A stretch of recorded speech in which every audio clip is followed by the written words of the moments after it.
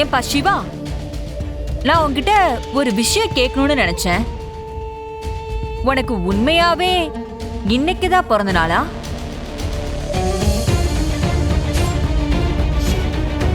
இல்ல உன்ன மாதிரி அப்பா அம்மா இல்லாத, அப்பா யாருன்னே தெரியாத, ஆதரவு இல்லாத பசங்க எல்லாம் அவங்களோட உண்மையான பிறந்த நாள் என்னைக்குன்னு தெரியாம ஏதோ ஒரு நாள பிறந்த நாள் நினைச்சு கொண்டாடுவாங்க.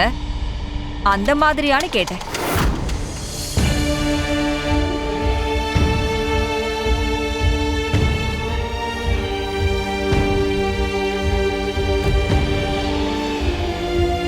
அத்தை, என்ன பேசிட்டு இருக்கீங்க நீங்க?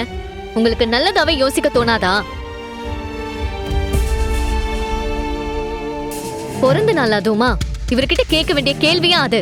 உங்களுக்கெல்லாம் கொஞ்சம் கூட மனசாட்சியே இல்லையா? இப்படி ஒரு கேள்வியை கேட்டுட்டீங்களே.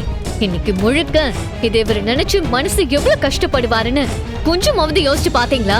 இத பார், யார்கிட்ட என்ன பேசணும் எப்படி பேசணும்னு எனக்கு நல்லா தெரியும். நீ ஒன்னும் சொல்லி தர தேவையில்லை. ஆனா இப்ப நீங்க இத பேசுனது ரொம்ப தப்பு சித்தி. நீங்க எதை சொல்லியும் இத சரி கட்ட நினைக்காதீங்க. உங்களுக்கு இவங்களை பிடிக்கலன்னா பேசாதீங்க, ஒதுங்கி அப்படியே போயிடுங்க. அதை விட்டுட்டு ஏன் இப்படி வன்மத்தோட நடந்துக்கிறீங்க?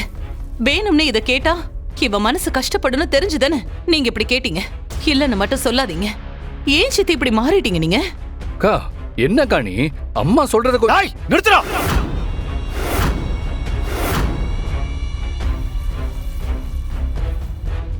என்னடா உன் அம்மா என்ன வேணாலும் செய்வா, அதுக்கு நீ சப்போர்ட் பண்ணிட்டு வருவியா? இவ அப்படி பேசினது தப்புதான். என்ன இல்லன்னு சொல்ல போறியா? சரிங்க, நான் பேசுனது தப்புதான். ஆனா இவனை பத்தி பேசுனா உங்களுக்கு மட்டும் எங்க இவ்ளோ கோவம் வருது? எனக்கு கோவம் வரதா செய்யும். ஏன்னா இவன்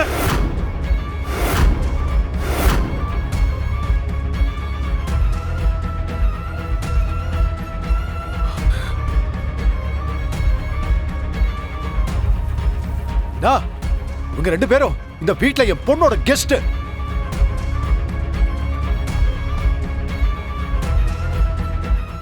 ஒரு கெஸ்ட் கிட்ட என்ன பேசணும்னு தெரியாம பேசினா எனக்கு கோவம் வரதா செய்யும்.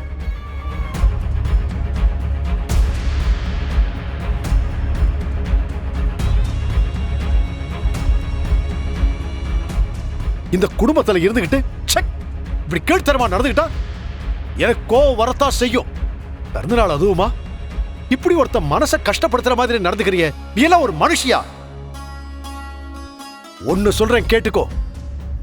இன்னொரு தடவை நீ இப்படி தரக்குறைவா நடந்துகிட்ட அப்புறம் நான் என்ன செய்வேன்னு எனக்கே தெரியாது.